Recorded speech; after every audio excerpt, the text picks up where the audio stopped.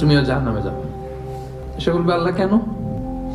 আমি মানুষকে কোরআন শিখিয়েছি, আমি মানুষকে হাদিস শিখিয়েছি,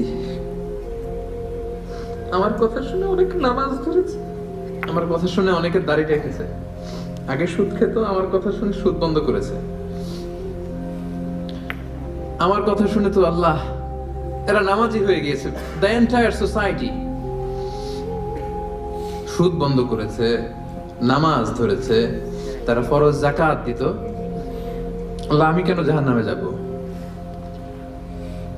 আল্লাহ বলবেন, তুমি এই দাওয়াতি কাজ করেছো, লোকজন তোমাকে বড় আলেম বলবে, লোকজন তোমাকে বড় সেলিব্রিটি বলবে, লোকজন তোমার নামে তাকবীর দিবে, তোমাকে বড় আলেম বলবে, বড় দাঈ বলবে। এটা তো বলা হতো তোমাকে দুনিয়াতে, আল্লামা বলে ডাকা হতো তোমাকে,